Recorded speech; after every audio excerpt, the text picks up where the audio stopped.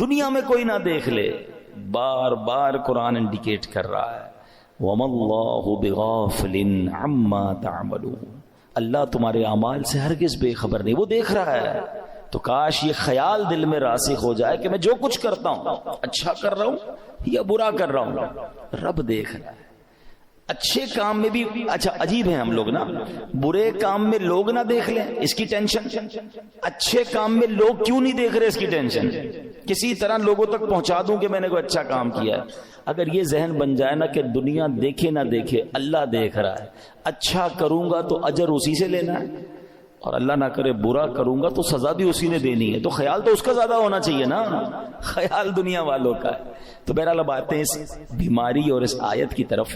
اس آیت میں قرآن کریم فرقان حمید نے کیا ارشاد فرمایا؟ ثم قست قلوبکم من بعد ذلک، پھر اس کے بعد تمہارے دل سخت ہو گئے۔ یہ کس کی بات ہو رہی ہے؟ بنی اسرائیل کا ذکر ہو رہا ہے، ان پر بڑے انعامات ہوئے، بڑی مہربانیاں کی گئی بنی اسرائیل پر، شکر کی بجائے یہ نافرمانی کرتے تھے۔ فرعون سے اللہ نے نجات دی، پھر انہوں نے ناشکری کی، تورات عطا کی، پھر ناشکری کی، بچڑے کی پوجا کی، اللہ نے اس پہ توبہ کی توفیق دے دی، پھر ناشکری کی، 70 افراد کو کوہ طور پر بلایا، انہوں نے پھر ناشکری کی، انہیں منو سلوہ عطا کیا، پھر ناشکری کی، انہیں قدرت کی نشانیاں دکھائیں، پھر ناشکری کی۔ اللہ پاک کی نافرمانیوں میں مصروف رہے، ایک کے بعد ایک نافرمانی، ایک کے بعد ایک گناہ کرتے رہے، یہاں تک کہ ان کے دل سخت ہو گئے۔ مگر اب قرآن کیا کہتا ہے؟ کتنے سخت ہوئے؟ فَهِيَ كَالْحِجَارَةِ، تو وہ پتھروں کی طرح ہو گئے۔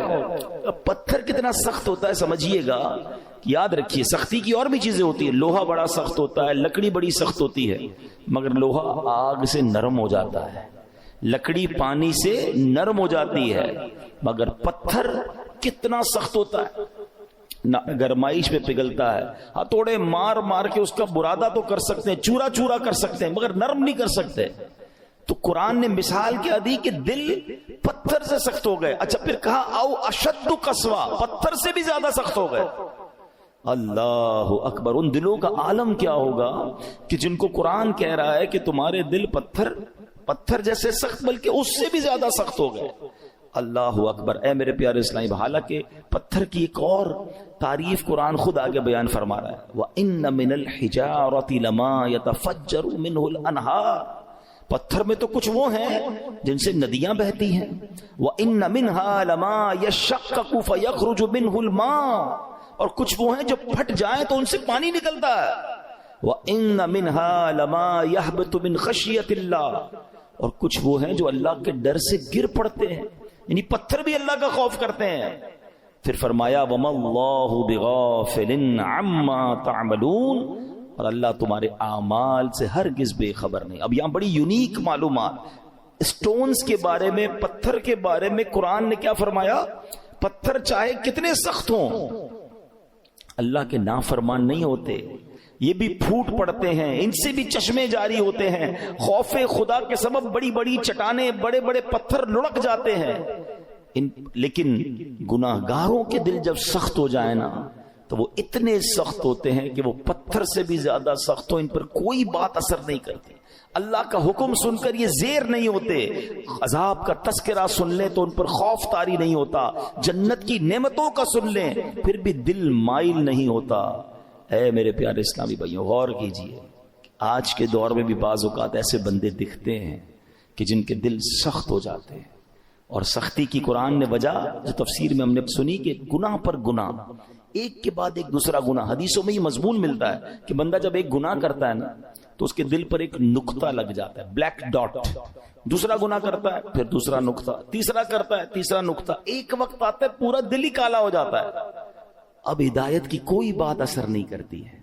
اسی لیے کہتے ہیں نا، جیسے ہی گناہ ہو جائے ویسے ہی توبہ کر لو، جیسے ہی نافرمانی ہو جائے ویسے ہی نیکی کر لو، کلیریفائی ہونا چاہیے، ہارٹ پیور ہونا چاہیے، آنسو بہایا کرو اللہ کی بارگاہ میں کہ یہ دلوں کو دھو دیتا ہے، دلوں کو صاف کرتا ہے، بندہ خوف الہی سے لرزتا رہے۔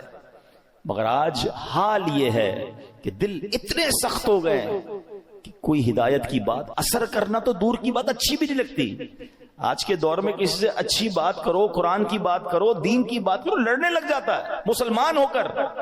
یہ کیا ہر وقت بات یہ لگائی بھی ہے؟ کیوں بھائی اللہ رسول کی بات کرتے ہو، ہم کوئی اور بات کر رہے ہیں؟ خود سوچیں، ہمیں ہر اس شخص کو سوچنا چاہیے کہیں دل سختی کی طرف تو نہیں جا رہا ہے۔ اچھا، اب پتھروں میں شعور ہوتا ہے، یہ بڑی عجیب بات آج ہم نے سنی، شاید بہت ساروں کے لیے نئی بات ہوگی۔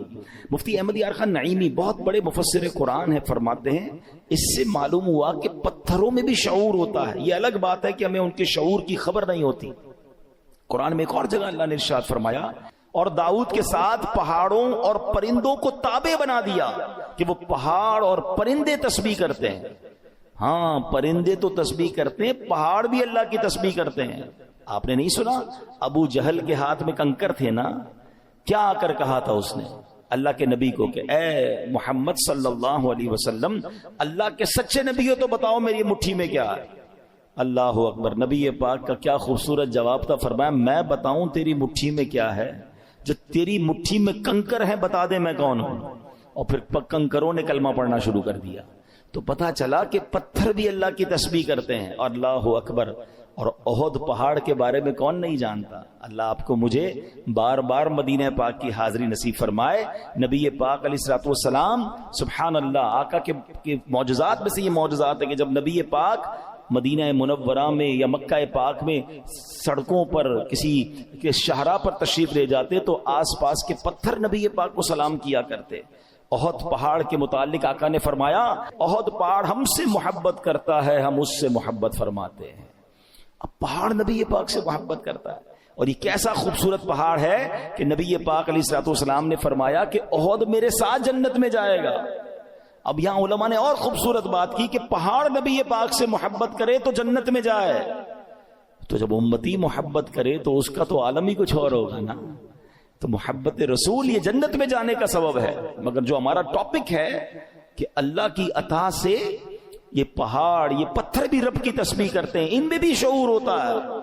اللہ اکبر۔ اور احد کے پہاڑ کی تو یہ فضیلت ہے کہ ایک جگہ نبی پاک علیہ الصلوۃ والسلام نے فرمایا، جب تم احد پہاڑ کے پاس آؤ فَكُلُوا مِن شَجَرِهِ، اس پر اگنے والے درخت کے پتے بطور تبرک کھا لیا کرو ہے۔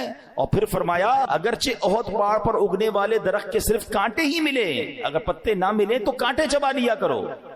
اب یہاں تبرک کی دلیل بھی ملتی ہے، بھائی کانٹا کھانے سے کیا فائدہ ہوگا، پتا کھانے سے کیا فائدہ ہوگا، مگر چونکہ یہ جنتی پہاڑ ہے تو آقا نے فرمایا اس سے کچھ نہ کچھ کھا لیا کرو، تبرک لیا کرو۔ اب پہاڑ مبارک کیسے ہو گیا کہ یہ پہاڑ نبی پاک سے محبت کرنے والا ہے۔ تو ہم دوبارہ آتے ہیں پیارے اسلامی بھائیوں کہ ایک تو ہم نے یہ سنا قرآن کہتا ہے کہ کچھ پہاڑ پھٹ پڑتے ہیں، کچھ میں سے نہریں جاری ہوتی ہیں، کچھ سے پانی جاری ہوتی ہے، کچھ خوف خدا سے گر پڑتے ہیں۔ ایک بار امام ابو القاسم کشیری رحمۃ اللہ تعالی لکھتے ہیں کہ اللہ پاک کے ایک نبی کہیں سے گزر رہے تھے، آپ نے ایک چھوٹا سا پتھر دیکھا، مگر اس چھوٹے سے پتھر سے مسلسل پانی بہ رہا تھا۔ آپ بڑے حیران ہوئے، اللہ پاک نے اس پتھر کو بولنے کی طاقت عطا فرمائی، اور پتھر کہتا ہے کہ اے اللہ پاک کے نبی، جب سے میں نے سنا ہے معلوم ہوا ہے کہ جہنم کا ایندھن آدمی اور پتھر ہیں۔ قرآن کہتا ہے نا، اے ایمان والو اپنے آپ کو، اپنے گھر والوں کو جہنم کی آگ سے بچاؤ۔